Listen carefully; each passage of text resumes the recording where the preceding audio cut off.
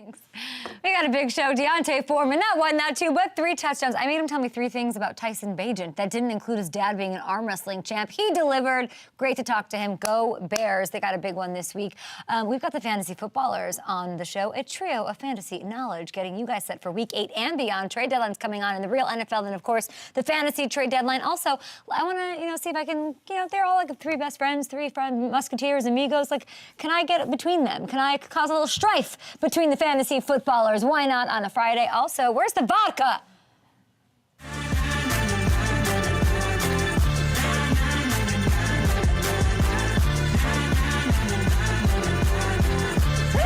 Days here in studio. Shams being in studio, we're on the back being back in studio. The halls are Breeders' Cups around the corner. Like we're doing our thing. We're in our bag here over at FanDuel TV and Up and Adams. Mike Wright, Jason Moore, Andy Holloway, the fantasy footballers are on the show. So excited because they have a community. It is not easy to create a community, to maintain one. It happens naturally and takes a lot of commitment and builds over time. I've always been super impressed with what they've accomplished. You know them, of course. If you don't know them, please stay tuned for that. That'll be amazing. D'Onta Foreman always somehow emerges when given an opportunity and goes yard and has big games. He had his second 3-touchdown game last week against the Raiders, and we'll talk about what they can do against the Superchargers on Sunday night at SoFi. Will I go to that game? Will I be drunk enough at that game like it was last Chargers game I went to and go to Tom Telesco and go to, who was I bothering? Mike Williams. Going to Super Bowl, baby. I was like smacking their butts. Chase Daniel as they were going to the locker room like an idiot. It was a lot of fun. We got a lot of fun on the show today. Okay, let's talk about what happened last night, guys. And what looked like a walk in the park for the Bills. It almost turned into a nightmare last night, but Buffalo held on to a 24-18 win over the Bucs. Brian Barton back there in the control room. Atta baby to you. This Hail Mary whizzed by. Oh my gosh, Chris Godwin. It fell to the turf. I'll get into why it got to this point in just a second. But first I want to talk about what got the Bills the win. I mentioned something yesterday on the show. I said, hey, Josh Allen, you're best friends with Danny Ricciardo. Pay attention to what he did his whole career. Start fast. Start fast like an F1 driver. Start fast. And that's exactly what he did, okay? He and his entire team. Check this out. Okay, after scoring just 10 first-half points in the previous 3 games combined on a total of 17 drives, the Bills scored 17 points out the gates last night on 5 possessions without a single first-half punt. So Josh Allen looked sharp, although that shoulder is clearly still bothering him no matter what they say. My friend Kaylee Hartung on the Amazon broadcast, she pointed out that he couldn't even lift his right arm to high-five teammates. So that was an interesting note and a scary one, so that's definitely something that we're going to have our eye on moving forward. But we also saw another step in the emergence of rookie tight end, who called it We Did Baby, Dalton Kincaid. I'm just going to sing his name every time. He finished with 5 for 65 in his first career touchdown. You love to see it. This is the next star tight end in the National Football. I don't know which pop star he's going to date. I don't know who he's going to date. Dua Lipa. Oh! Didn't Dua Lipa say she wanted a tight end, or was that like a clickbait? Look it up. Dua Lipa tight end. She said something. She liked George Kittle. Oh, she liked George. George Kittle has Claire Kittle. How dare you, Dua Lipa? Claire Kittle is like my absolute favorite wifey. Absolutely not. What'd you say? It was a fake tweet. Okay. Whenever Richard tries talking to me, I can never hear what he's saying. And I always have to be like, It's a fake tweet. It's a fake tweet. It's a fake tweet. Okay, well, Dalton Kincaid, I don't know who he's going to date. I don't think it matters. This is an absolute star at tight end. And I said it, he's going to break out. You better have scooped him up on waivers. I bet the fantasy footballers did. I can't even say it. What? Oh, I did. Oh, you did? Like an hour before the game started. Threw him in my lineup. Can we just see your fit here? Give us a little something. There we go. Giannis, baby. Dame, Sorry, Marissa. Those screens. Dame, 39. How you going to stop the screens? 14 out of the last 16 points in the fourth. I didn't say anything about the Sixers. I kept quiet. I knew that was going to happen. Okay, we've got Armageddon going on over there with frickin' frack. Let's talk about this with the Bills squad. There was a lesson here, too, for Sean McDermott and this team. I mentioned the 0 first-half punts. Well, the Bills did punt on 4 consecutive drives to end the game, many of them after choosing not to go for it on 4th and shorts. Like, wow, I don't know. I don't understand. They could have gone, like, as much as I love Sam, like, get out of there. Like, they could have gone for the throat and put the game away. I don't know what's going on, but they allowed the Bucs to hang around, and that's why this game ended in near disaster. I'm just going to put this out there. You can't do that against Joe Burrow, Mr. Under Center, next week. I'm talking to people in that building. This Bengals team is ready to go against the Niners this week, and then they got the Bills on the other side. And for the Buccaneers, just real quick here, they've now dropped 4 of 5. They got a lot of expensive pieces. They have a lot of talented veterans, but they're high-priced, okay? I have to wonder if we're going to see them sell or be interested in selling the way this is going. Mike Evans in his final year, a lot of talk before this season. I was texting Hamilton about last night, like, didn't we say that he should force a trade? Shouldn't he try to? And didn't Devin White, he had requested a trade, remember, at one point this offseason? If they do decide, oh, I've dropped 4 of the last 5, okay, fine, like, let's start to rebuild. That is the talent on that roster who could be available. That is some balance of power swinging stuff, okay? And that loss last night isn't just a loss. It opens up the door to the trade deadline getting ratcheted up to another level, and it opens up a door of misery for a guy like Baker Mayfield, who thought, I can rewrite my story. And if they start selling the pieces like this, it's probably not going to happen for our guy Baker down there in TB. All right, let's move on to some of these matchups for this week that we're really, really excited about.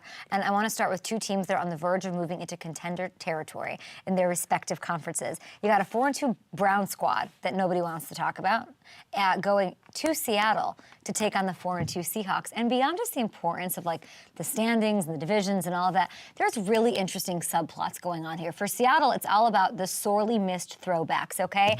And I got to shout out, get this out of here. I got to shout out the Seahawks because they sent me this incredible gift. And I'm so excited. Let's just listen to the 12s go.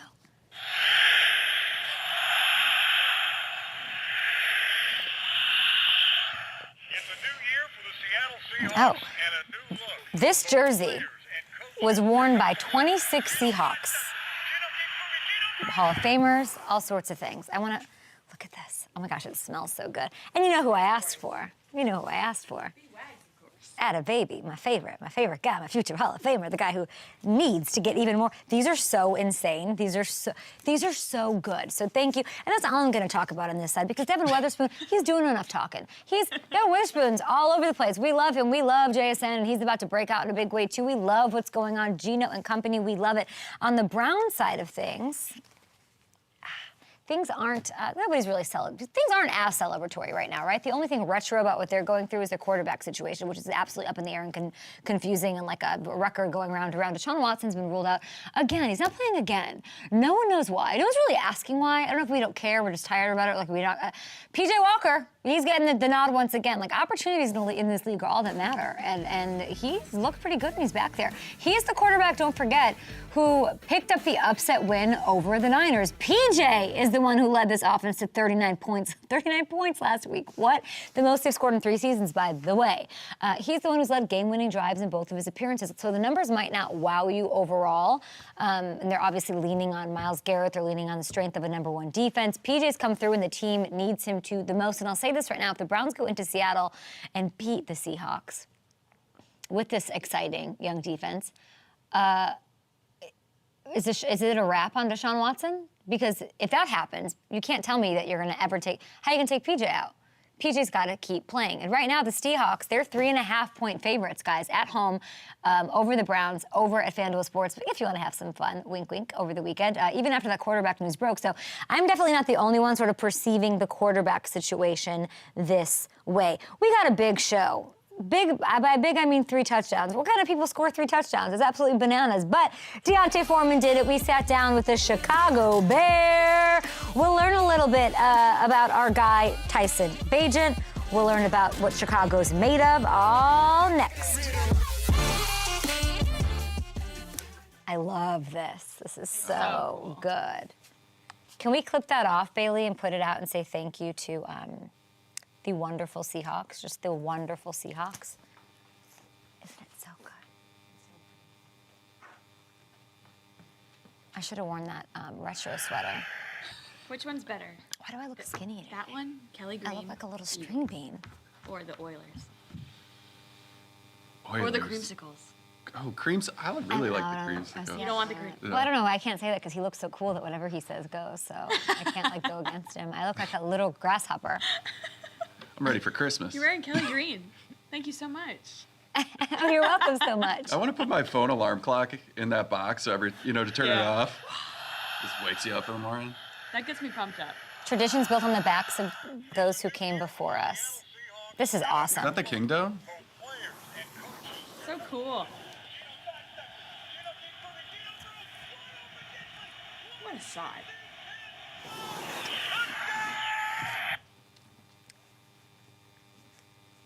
Ooh.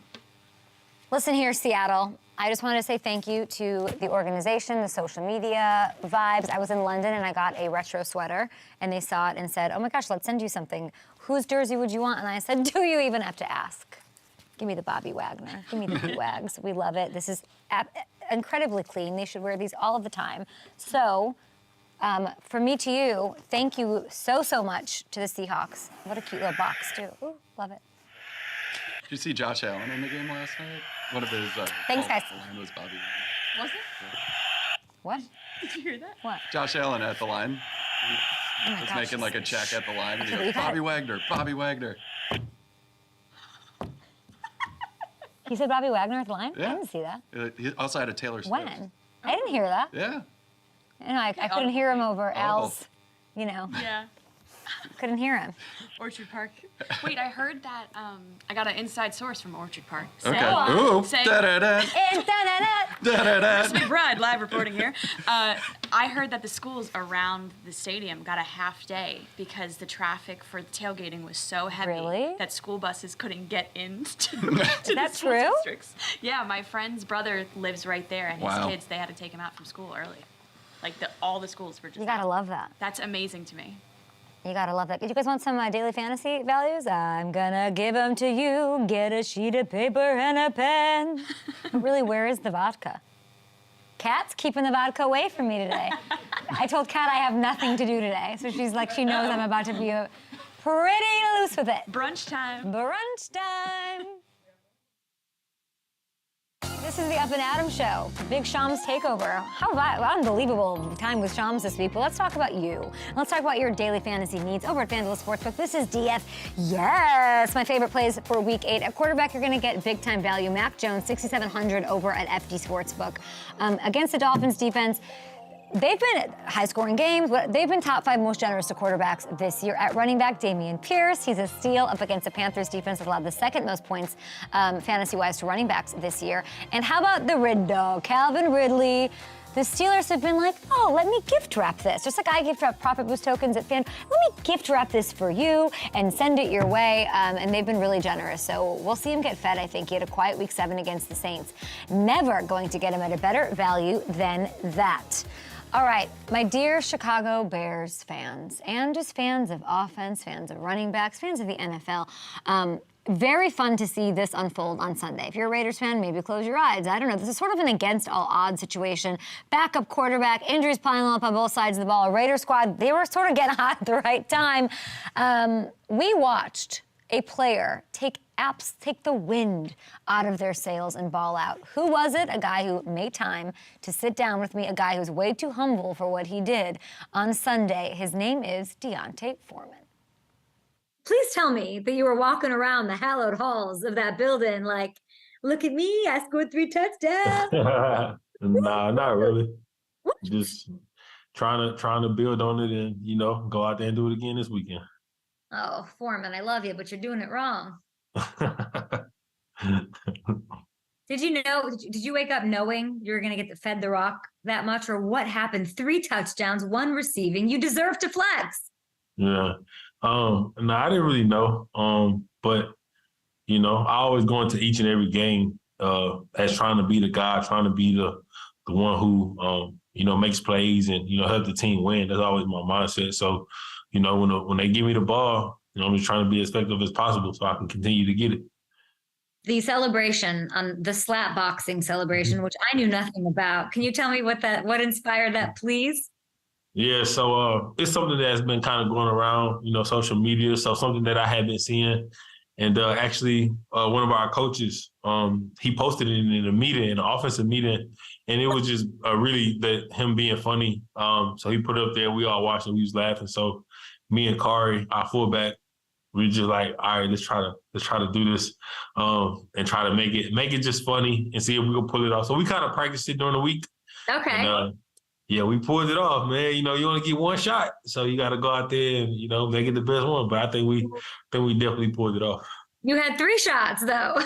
Well, yeah, but we only did it once. So yeah. That's true. You had 2 rushing touchdowns, 1 receiving touchdown against the Raiders. I liked when you guys were doing it, and you could tell you practiced because it looked really good. But the announcers, I don't know if you watched like the announcer tape of it, but they didn't know what you were doing, so they just completely ignored it. And the Chicago Bears behind an undrafted rookie from Division II.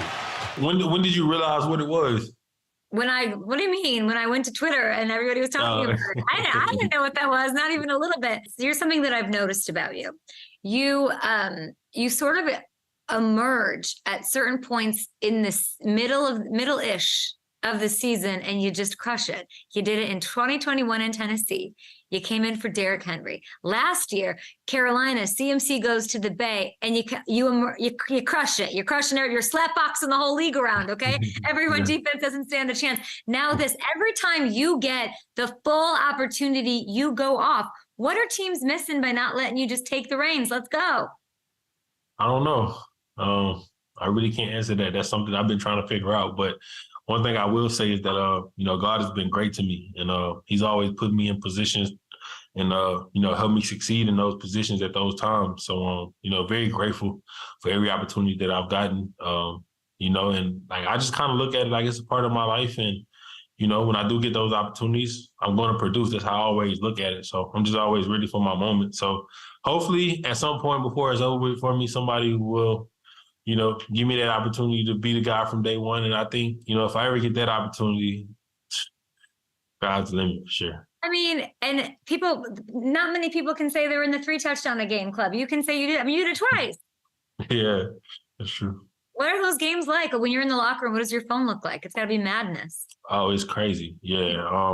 Yeah, it's crazy. It's like I got to get back to messages and stuff like that, like days later, like after I kind of filter through everything. Like I might not hit you back until Tuesday, so it's just like stuff like that. Here are the rules. I don't know if you knew that these were the NFL official rules. When you score 3 touchdowns, you have to tell me 3 things about Tyson Bagent, because I don't know anything about, I don't want to hear about his dad. His dad's off the table. Tell me 3 facts about Tyson Bagent. Go, I'm writing them down. Oh, 3 facts. So he's kind of tatted up. Okay. Like what? Yeah. He got like a sleeve, his like whole, I think his left side of his back is tatted. Okay. So so that he had a monster rookie performance. So like the rookie skits, right. training camp. Oh, what was it? Yeah, he killed it. He did a song. He did a Forever by Drake, Lil Wayne. Sang Forever. Yeah, Forever. Yeah. And I think it was just kind of spot on, for him, and just the way he attacked it. He turned his hat backwards and he just took off with it. Yeah. So that was pretty cool to see him do that. 3 things. Yeah. Let's say just his confidence, his poise, the way he attacks every day. I think even with him being a rookie and coming from a Division II, I think his mindset and, everything, the way he approaches every situation, I think is definitely like starter material. So it's just something about the guy, that, he just had the it factor, I feel like, just in every facet. So I'm excited to see, how this goes for him, as we continue to roll. I had to look up Shepherd University. I didn't even know what the football team was called. I didn't even know. Do you know? Yeah, no, I never even heard of it until I heard of him. But I do love that about him. And I know that you respect that too, because you've had to work your way into these situations and you got to make the most of them when you get them. Like you've been on 6 teams in 7 seasons. You get your opportunities, you shine. This is an undrafted free agent. Is that what made you guys work so well in that game? Like what made you two vibe so hard? I think it's a little bit of, just the competitive nature in this. And also, like you just said, just wanting to attack and be dominant with our opportunities. Like you said, I definitely understand what it means to go attack the opportunity and be productive in the moment. And I think, he definitely has that same mindset. So does that mean Bagent's getting the start? What's going on? We'll see on Sunday night. You'll see. Oh my gosh, what a big game. Holy mo! And I think y'all, are you all coming to LA? Yes, we are. Wow. So you're at SoFi Chargers. You know, one thing that people aren't talking about, Chargers, when people don't want to think, don't want to say they're a good team or whatever, like their run defense was so bad last year and in years past, but like, don't sleep on them, right? Because they're like, they worked their way up to 11th.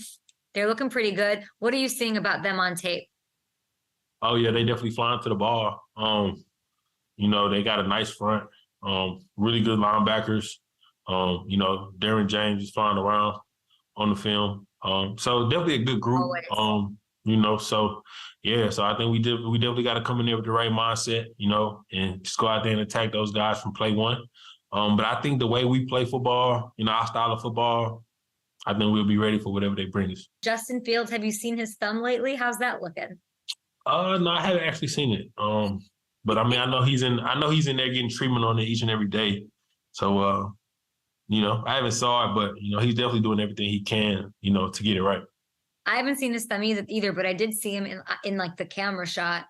You know, he was smiling for Bajent in the back of the post-game speech, and I thought that was amazing to see. And I thought, what a good leader out there. And of course, there were all these expectations, all this adversity being faced by the team, by the quarterback, by all that, so much chatter, even now, preseason, whatever. What do you make of how he's handled this situation this year? I mean, he's the same guy each and every day. You know, so I really respect that about him, and just, you know, he comes to work, you know, each and every day. He's definitely been a leader for us. You know, in the meeting rooms and also on the field. So, you know, definitely like what I'm seeing from him. You know, he's definitely been in that role and been, you know, excelling in that role. But you know, with him being out, you know, it's next guy up. You know what I mean? So, you know, like I said before, when you get those opportunities to go be productive, you just kind of got to do it. You know, and it's part of how it goes, I guess, in this league. When you score 3 touchdowns in the NFL, do you hear from other running backs at all? I had Matt Forte on my show, Devin Hester's been on my show. Who reaches out? Nobody. I'm gonna call Forte. He needs to call you and jack you up for that. That's crazy. Yeah. I mean, I think my thing is, like, I do respect that, what you're saying, but I feel like, you know, you gain the respect the more productive you are. So it's kind of like, okay, you did it one time, can you do it again? Okay, you did it, can you do it again? But I will say, with the 3 touchdowns, I did get my name mentioned with some of the greatest that's been here. So yeah, so that was pretty cool. It is cool, and I like that you're saying you got to build off of it. Can you? So I'm going to ask you this last question, Deontay Foreman. Can you do it again? For sure. For sure. Good luck against those Chargers. Welcome to sunny LA on Sunday Night Football. Thank you so much. Hey, do the slap boxing so that Chris Collinsworth and Mike Tirico so they have to talk about it. That's what I'd like to see. Do something crazy so they're like, what is happening? That would be great. Yeah, I'm gonna try to figure out something else so we can have it ready for Sunday night for sure. I'm really happy for you. Thank you so much. He's a joy. He is pure joy to talk to. He wants his moment. I thought it was very telling what he was saying about Bajent, saying that he has the it factor. I obviously asked him to give me 3 things about him. He gave me like tattoos, but you can just tell a little thing. A little quieter about Justin Fields, our guy Deontay Foreman. I'm just reading between the lines. It's an interesting takeaway from my perspective. I could not have loved talk. I like players who make it easy to root for, and he's certainly one of those. And that Chargers defense is no joke. They're now 11th against the run. Everyone wants to say, look, start everybody against the Chargers D. They're better. They look better. And he's right. Derwin James is flying around number 23, the guy out there. So it'll be very interesting to see what happens. And I just really hope that Collinsworth has to be like, now here's a guy who knows a thing or two about slap boxing. That's what I want to see happen. Foreman, by the way, has had 9. Let's just put some love onto Foreman here, who wants the opportunity and always does the most with it. He has 9 100-yard games over the last 3 seasons with 3 different teams, mind you, despite not being the starter at the running back spot for any of them. Very interesting, great. I'm glad that he's a Chicago Bear and a nice little bright spot for that fan base coming into a Week 8 bout. Okay, do we have our next guest? Are they coming on, though? Oh, they're logging on. The fantasy footballers are logging on, guys. We are going to be joined by them. I'm going to get you we gave you some DFS, some fantasy values. We're going to chop it up with the fantasy footballers after this right here on Up and Adams on a Friday. They just won one game, and they celebrated like more than we would when we won a Super Bowl. They acting like they never been there before. They were grittying all over the place. What's next, then? I might do the head spins. Did you say you're going to spin on your helmet? Yeah, you know, when you get on top of your head. And times are different, girl. I used to try to pump the crowd up when I was younger. And Bill would say, stop worrying about pumping up the crowd and cover the tight end. You want to know how I'll find out? This is Sean's phone, everybody. This is a crime that's being Listen, committed. you. As far as Miami, I love Tyreek Hill. I love those boys, and I know this is not going to be received very well, but I do think we're on a fraud alert type of situation. Is it a possibility that Bill Belichick gets traded? Does it make sense? And I know it's heresy sometimes to talk about Bill leaving there, and I agree. I think it's worth the stirring up of conversations and the reaching out to New England to ever see if that would be of interest. You've never seen the Little Giants? Oh my God. Maybe I've seen it once, but I can't. I'm not quoting the Little Giants. I don't really remember. You're the quarterback for the Giants, the New York Giants. You've never seen the Little Giants with Icebox Becky? What is your best advice for new parents out there? When you put your baby up right here, right? Okay. Like make sure you always keep your mouth closed because he or she is gonna throw up on you. I got caught 2 weeks ago, mouth closed, throw fall on the face. Wiped it off. It's okay. Anything at the wall? No, they do who he played for. Yeah, who he played for. Because he doesn't know who, like, especially at the beginning of the season, he has no idea who Charles? was on what team. Yeah. Charles in charge of our days and our nights. Dude, we had a big 5 a.m. meeting. We were all trying to name the TGIF lineups, the best TGIF lineup. The GOAT was, Step by Step, I loved it. Port Washington. Wisconsin. Suzanne Summers, rest in peace. What a badass she was. I was always like, continue to be in legacy. I was like, where's this roller coaster? You don't even know. You've never heard of Step by Step? Frank Lambert, JT, AJ, Dana. I loved Dana. Dana was so mean. It was great. I loved her. Inspiration. She was so great. And AJ was too. Was it AJ? What was her name? The daughter's name? Oh, boy. She was like the step-by-step version of like of Alyssa Milano, who's the boss. She was like that. Like she was like a tough kid. She was Samantha Maselli. Is that song? I don't know what I wrote. Step by step, day by day by day. I know that one. Family Matters. Family Matters. Carl Winslow. Shout out Carl. Stefan. But then. Boy Meets World is like my favorite. I know I know because you saw something. I was like, I know where Port Washington is. I know where that is, and you had that with Philly. Yeah, it's in Roxborough. That's the most random thing ever. Okay, what are we doing? Oh, welcome to the show. And we're back with K-Makers. Welcome to Up and Adams. Hey, everybody, happy Friday. Oh my gosh. I feel like that looks like my head on a kangaroo every time I see it. This is what it looks like. Well, let's do it. These are people, I just know what's going to happen. They're going to score touchdowns. Austin Eckler, and he has not scored in a long time. He hasn't scored since coming back from his injury. But it's going to change. On Sunday night at SoFi, Bears defense has allowed the most touchdown catches to running backs in the league this year. He's like, Deontay Foreman had how many touchdowns last week against the Raiders?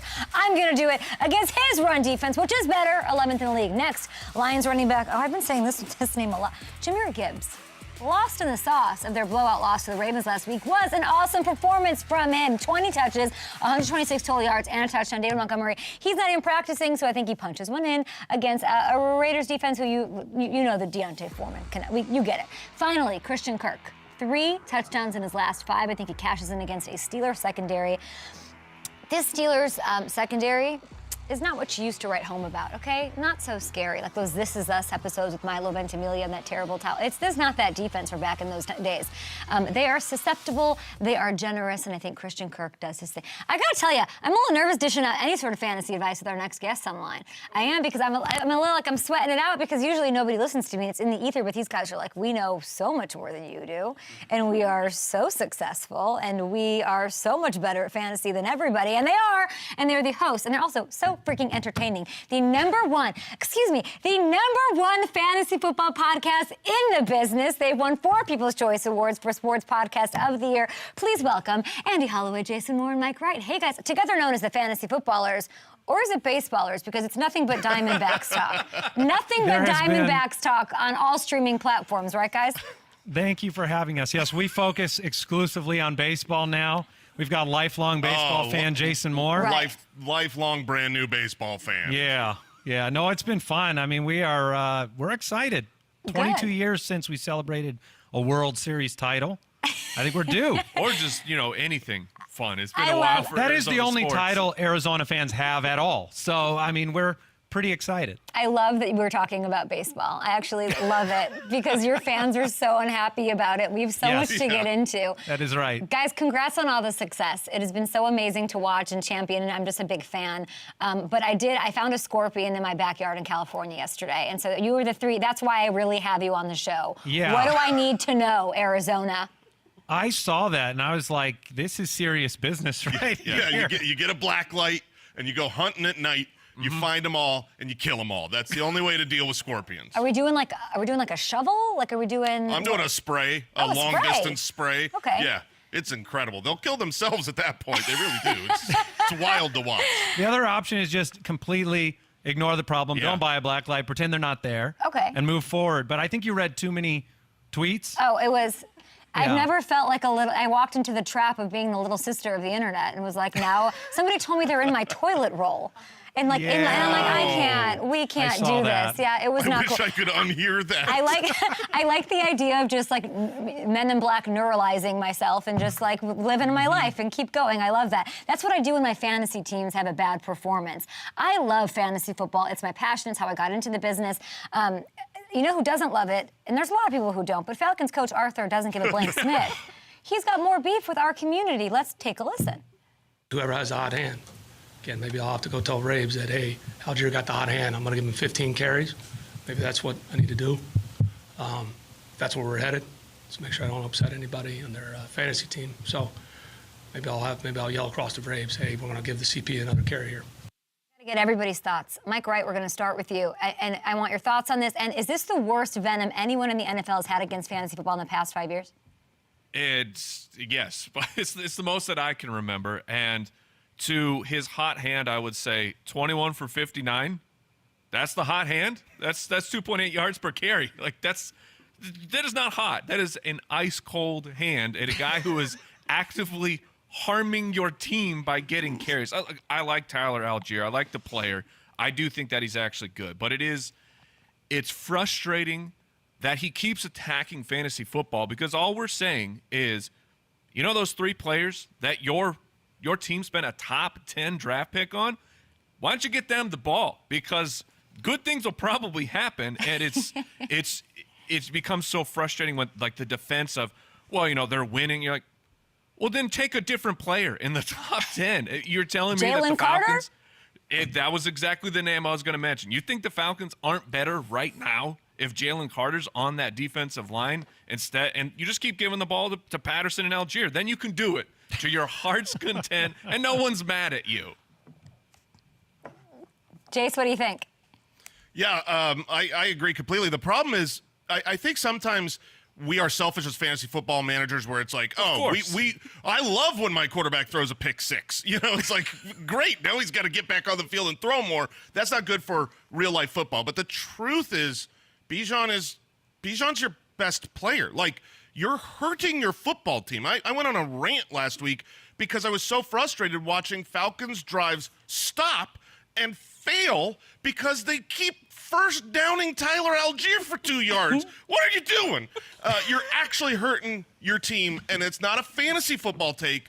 That's a football take. So it just drives me crazy that they're winning. I hate that they win right now because it's like then he's got that trump card where he's like, yeah, well, we won. I can do whatever I want. This might be the first head coach who genuinely makes a sideline decision in the face of a fantasy football player. I think it's actually, we can't prove it, but I mean, it's happening. He's a grumpy guy at the podium, and yeah, it's weird. I mean, we were talking about Jahmyr Gibbs too, who thankfully we've got to see him kind of have the big performance in the blowout last week. But you don't take a player at that high in the draft and not utilize all of their skill sets. It's what we fantasy players talk about all the time. It's frustrating. This is such a treat to have you guys, and it's a lot of fun. And the podcast, all the work you guys, not even a podcast. You guys are literally all over the place and everywhere. And it's fun because it's really entertaining. It is an easy listen, but the information is top notch. I remember, in the heyday of Good Morning Football, I would be like, oh my gosh, I need to know what's going. Just if I could get it on 6-speed, I would do it just to get. I'm like, I want to hear about the dogs, guys, but get me the information. Let's go. And I would just eat it up, and it was such an easy listen. So I wanted to get some intel out of you guys for our viewers here. We're gonna do this on a clock style because TV is a little different than Sure. we want to get to a lot. With 30 seconds each, and let's start with Andy. Not just because, and Andy, I don't just follow you on Twitter. I follow everyone on Twitter. Oh no, you don't. You don't follow this guy. Really? But that's all right. Take a look. I think I do follow you. Oh, yeah, baby. Yes. Yes, I got the follow. Dreams come true. Dreams come true. Thank you, Kay. I mean, since Sirius XM days, you know, you say you don't, we know fantasy more than you. You were here before us. Yeah, you don't need us. You're crazy. Well, you're absolutely crazy. But Jason, I just followed you because I heard that I didn't it's a big follow day. you. Don't say that. But I do want to start with you with 30 seconds. I mean, obviously, NFL trade deadline's October 31st, and we have fantasy trade lines to deal with. Who is a player? Let's manifest it. Let's put the goodness out there in the second half that you're currently want to campaign someone to trade for. Who you got? Who you like? Yeah, I think you brought it up on your show a couple days ago, talking about Derrick Henry may be on his way out from Tennessee, and so Tajay Spears is a player that you have to pay attention to. And I don't know if you want to watch the games after Derrick Henry leaves in Tennessee if Ryan Tannehill's not out there, but Spears is an actually talented backup. He's got as many targets as a guy like Joe Mixon this year, and that's playing alongside somebody with the 9th most carries in Derrick Henry. So Tajay Spears is a talented player, so you can grab him, throw him on your lineup, and you may get a second half star. I like it. Let's go, Jason Moore. Put somebody on the map. Who do I need to trade for? Trade for Marquise Hollywood Brown. Kyler's coming back. Kyler's practicing in full. He's without a sleeve on his knee. This offense is going to take a massive step forward. While you're trading for Hollywood Brown, you're going to get a couple good weeks, and then he's going to go to the moon. And in the meantime, pick up Kyler if he's out on waivers. Prepare, because when he gets back, people are like, he's not going to be good. He's going to be good, and he's not going to be good later. Week 1, he's back. He's going to be good for fantasy football. And with 10 seconds to go, we'll see those last 10 seconds for Mike. Go for it.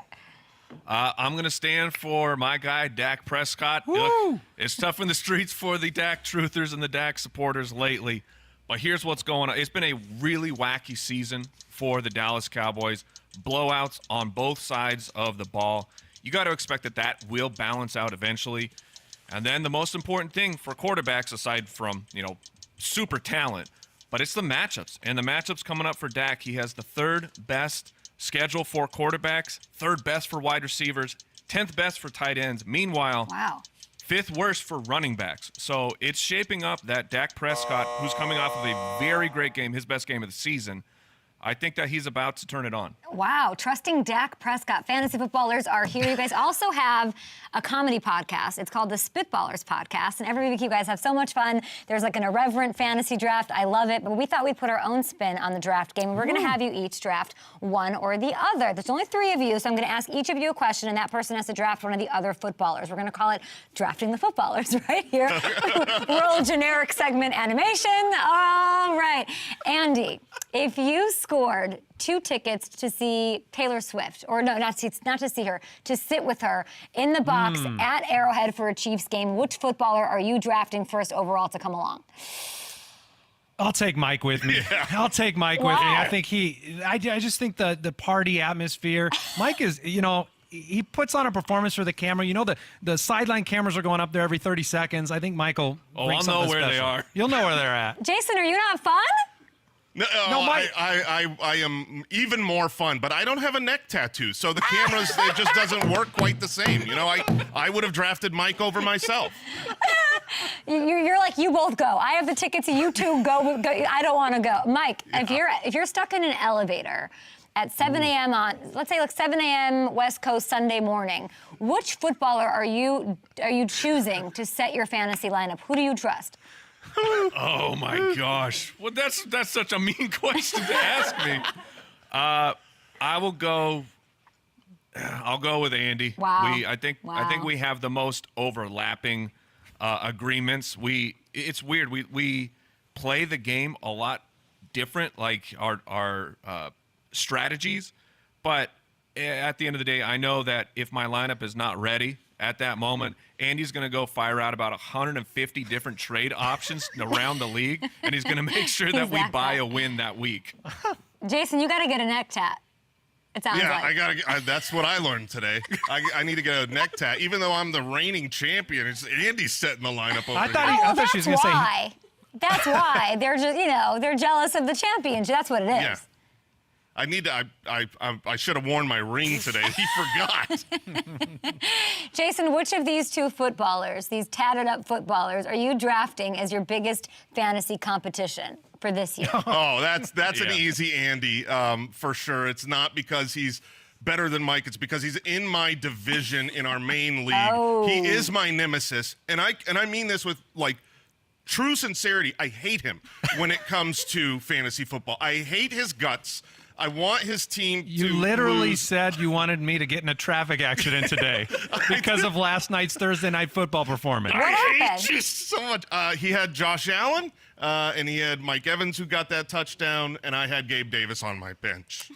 Oh, you bench Gabe It was a cold, dark night for Jason. Yeah. At least you don't have a scorpion like glowing in Yeah. your backyard.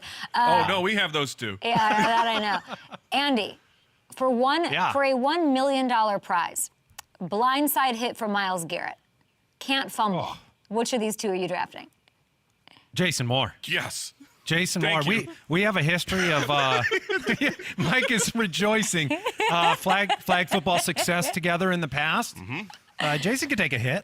Yeah, I'm a beef boy. So if one of us is gonna take the hit, it's gonna be the 260-pound guy. I'll take it on. Oh man. This is so fun. My two producers are crying. Literally, let's show that they're literally. Oh, boy. I mean, buxed out. Eric is literally crying. I'm loving this. And Marissa's a Philly fan. You're Take the loving. beef, boy. They were Yeah. just talking well about Dak Prescott, but you're happy. Hey, the comedy is comedy. I'm Comedy loving is this. comedy. That's right. I'm loving this content. It's so fun. Okay, let's do one more here. I'm having a good time with this. Okay, Mike, you all live in the same neighborhood. You guys talk about it a lot, and it's amazing. Who's most likely to have a secret doomsday bunker somewhere in their backyard? Oh, man. That's a producer. Yeah, that's Al Borland, our producer. He is when anything hits the fan, we say we need I need a man to come and help me out. Yeah, I don't call these guys. We got a man back there. We all call the producer. Like I have FaceTimed him through so many home renovation Like projects. what? Oh, like my shower, like I say real basic stuff. yeah, just like How do I turn my shower off? I can't. It's well, when your shower cartridge goes bad, you can't turn it off. And I'm like, Jeremy, save me. And he's like, this is exactly what you have to do. And then I'm like scribbling it all down as fast as I can. So it's not a footballer, but he works here, so I'm counting him. No, I mean, yeah, it's like I have this piece of bread and this toaster. What do I do, Albor? He should be Yes. giving me the scorpion advice, and we all love that, of course. Now listen, Taylor He'll be Swift. there in 20 minutes. Oh, great. Taylor Swift has her Swifties, right? And we've got, I'm trying to think, like ICP has the Juggalos. There's all that. Like, everyone has their community. Sports fans are a special breed altogether. I wanted to give you guys just a second. I know you talk about it's sort of just baked into what the show is. What makes the Foot Clan so special and so unique? I think what makes them special and unique is that they're good people. Like and there's a lot of just garbage people out there. Phillies fans. Right, Phillies fans or Eagles fans or 76ers fans. 76ers Yeah. fans. All right. No. They're nicer than we are. I'll tell you that. We're the worst. No, the Foot Clan is about community, camaraderie. We have this shared hobby, and when they find our show, they like us because they enjoy having a good time while getting good content. And so I think that there's like a natural marriage of just being a regular person. They're not looking to scrape thousands of dollars off the bottom of their bookie. They're just wanting to have a lot of fun, be a good family person, and we're all very like-minded in that, and so we all get along. I think only one team wins. I mean, we're trying to have a good time throughout the whole year. And, that's what it's always been about for us, is the community of having fun and enjoying one another and the league and the process, and commiserating on every terrible Thursday night. Mm-hmm. They're always terrible. Do you guys ever get, how authentic are these, not fights, but like what happened last night? Like it's real. Like you guys are really feeling that, and then you have to go and do a show. But I feel like you bring a lot of, obviously, levity, but authenticity. Like you bring that onto the podcast. It's great. Yeah, I mean, the podcast started with these two guys making a podcast just for our league of 12 people. It couldn't be more authentic. Yeah. It's so good. Yeah. Well, you have two successful podcasts, right? We just talked about both. You have a loyal Foot Clan following who you guys love, and I can tell have a big appreciation for. What's next for the footballers? What's next, Mike? Well, I mean, hopefully, baseball. Hopefully, no. I mean, short term, hopefully some championships. Long term, who knows? Videos looking pretty good. Yeah. People are talking, people have alt casts. I'll just throw that out into the universe. Yeah, just throw it out there. We'll hang out with you on Thursday night. Yeah. We'll have you on our alt cast. Whoa, very interesting. You guys crushed it on YouTube. YouTube's doing amazing things with what they got going on with the ticket. Interesting. Highest bidder. These guys are amazing. Mike, Jason, Andy, I'm so glad, and I appreciate you guys like just taking the time. Truly, just watching you guys do what you've done for so long, so consistently. It's fun, and it takes a lot of work. It takes a lot of commitment and a lot of sacrifice and a lot of fun. So I'm super grateful for the time, for the intel, the info, of course. And listen, people out there, if you want to win your fantasy league, you already know. Subscribe to the Fantasy Footballers, the podcast. It's streaming everywhere, all platforms. You can join the Foot Clan on Patreon. You can check out their weekly fantasy football rankings over at thefantasyfootballers.com. Andy, Jason, Mike, thank you guys. Thank you. We love you. Thank you. Okay, and Al, 20 minutes. I'll see you at the crib in Brentwood. I'll see you. We'll have to figure that out. My goodness, that was so much fun. I love that. I thought they weren't going to pick Jason for anything. And I was like, this is a tattoo issue. Wow, he really came after your Phillies, your 76ers. That was tough. Yeah. That was tough to survive. I deserved the roast, though. It's okay. The Beef Boy came for it. Are we taking a break, or are we going right to Hammer Time? We're taking a break, yeah? Yeah, let's go to break. We got Hammer Time on the other side, guys. We've also got our weekly Smirnoff 21 segment. Do not miss it. We'll talk about the big game Sunday night. And, these Canada grains. Let's do it. He's going to talk to you about A.J. Brown after this.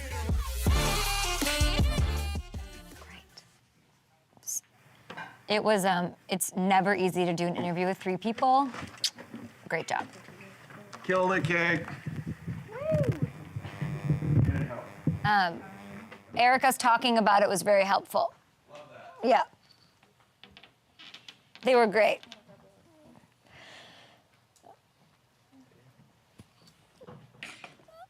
Oh, we got the vodka! If you can't get this part off. Oh, wait, I need to be not attached to this, right? Oh, no, guys, we need Don Juan. Don needs to come in here, because I have to not be attached to this, right? That's a good lesson for next week, guys. Yes. Or I won't be here. Oh, shoot, how are we doing this next Friday if I'm in Chicago? Ooh. This is a stringer. No, I'm not using that. Okay. I'm definitely not using that. I'm just saying, if you can't Make sure that top one can, I'm just going to shake it a little bit. Yeah. There's some ice in there? I'm going to put it in right now. No. Thanks, man. Hi. Sorry, Don, we should have told you. Our bad. Do I want to? No, I'll start up here. I think where the drinks are. And then, time-wise, I feel like we're pretty great. Wow, I just got a fantastic from Gold Farm. Hey, happy Friday. Thanks.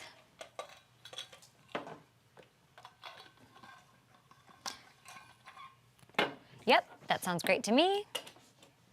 Coming out of that, we're gonna go, yes. And there you have it. And then Hamilton's ready. Hammy, you here? Hammy, I think we'll have plenty of time for Hammy time. By the way, Daniel Jones ruled out. Oh, Daniel Jones is out, huh?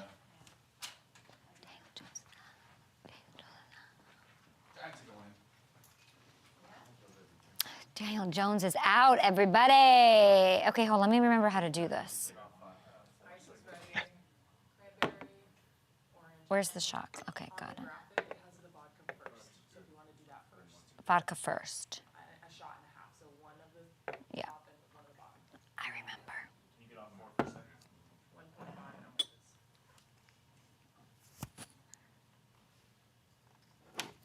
Smirnoff.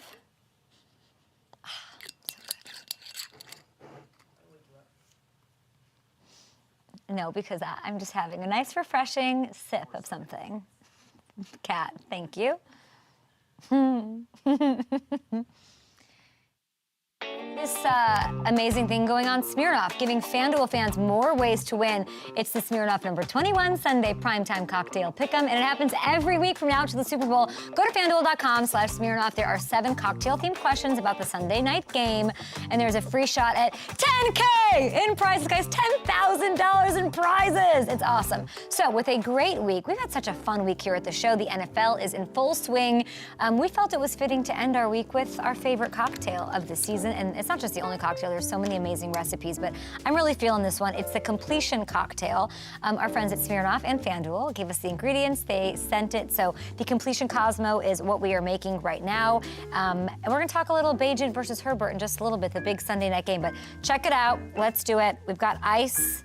We're going to do 1.5 ounces of Smirnoff 21. And it's like a very specific cocktail, like very specific amounts, because it's really, look at that, love that. So make sure you follow this kind of exactly. That's what I'm doing, guys. All right, so we got the Smirnoff 21 vodka, and then we're gonna do some cranberry juice, as you're seeing, and then a little OJ, which look at that, perfect. See, that's where the amount matters, guys. And then, of course, we didn't even use the shaker. We don't even need the shaker, because it's on ice here. We're gonna put a little garnish to make it pretty. Look how gorgeous. Look at the completion Cosmo, guys. Voila, there you have it. You can use the tumbler. You don't have to use the tumbler. Our ingredients came out of the fridge, so we're good. And this is just one of many signature football-themed cocktails that you guys can find over with Smirnoff to help you get ready for Sunday action. Let's try it. All right, we're taking this over here. Let's do it.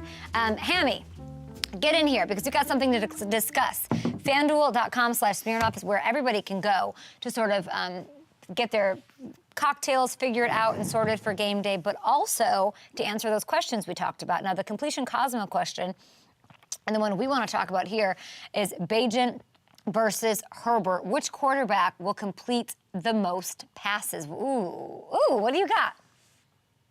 I'm really jealous of the completion Cosmo, first of all. I'm missing out over here. But I guess I have to go with Justin Herbert here, even though Bajan did complete more passes than Herbert did last weekend. So this isn't as crazy a question as it might seem on the face of it.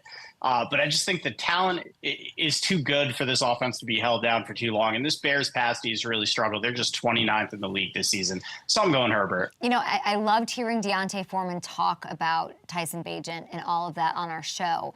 I just think if Foreman's coming off such a great game against the Raiders and 3 touchdowns, you've got to think that Chicago was just like, let's go in there and test this run defense. Maybe they aren't that improved, whatever. I just feel like I'm going to go with Herbert because I think Deontay Foreman, who I'm such a big fan of, and I'm sure you are as well, I think he's going to have a big role this weekend.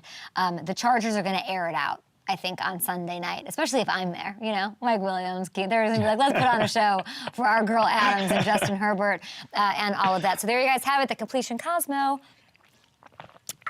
question of the week. Smirnoff, we appreciate you and love you and really are enjoying these Fridays with Smirnoff number 21. Now, it's also, oh my gosh, another round of... I'm gonna do what is it, who was doing this?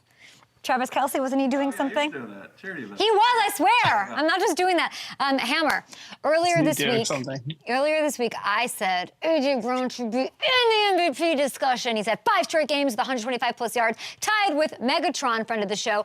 Why are things clicking for A.J. Brown so well on another level, and do we see it continue at Washington? I think part of it is the skill level that we know AJ has, and part of it is Jalen just being a little bit more screw it. AJ's down there somewhere and letting that ball loose. I want to go back to the tape from week 4's meeting with the Commanders and show you what sparked that 175-yard 2-touchdown performance. And here's what I was talking about with Jalen. AJ's going to be running a go. Washington is in cover 2 here, which means the only chance you have is to throw the whole shot to AJ Brown into that tight window. And it's going to get even tighter because there's no threat to the flat, so that corner, Emmanuel Forbes, is able to drop back a little bit further. You see how tight that is. And Jalen doesn't care. He's going to take his shot to his guy, threads the needle. It's a perfect ball, but it's also the ultimate trust. The trust between these two guys has grown so much even from last year, and you really see it on plays like that. And then there are the moments where you're going to get AJ singled up on go routes because you have to try to stop this Eagles run game first. The Commanders show a too high shell. They're going to drop a safety down. It's cover 3, which means AJ's one-on-one. And look at that route. Look at how he's able to break off Forbes with that little stutter step. And again, another perfect ball from Jalen. Now, Washington's secondary's gotten a little bit better since Forbes got benched, but I think we're still getting. I don't think there's a single corner in the league that can take AJ consistently one-on-one. Whoa, what's and we this? got a little parlay. We got a little parlay together for this too. AJ over the 5.5 receptions, over the 89.5 yards, anytime touchdown scorer, and the Eagles to win by more than 5.5 points. I think we see AJ get that 125 again too. I love that. That was a great addition of getting hammered. I mean, hammer time. I will say this. Listen, we had Sam Howell on the show, and I can't get over him being like, the defense has not been good. The pass defense for Washington has not been good. In fact, if we look at the numbers, their pass defense is 21st. That's not good.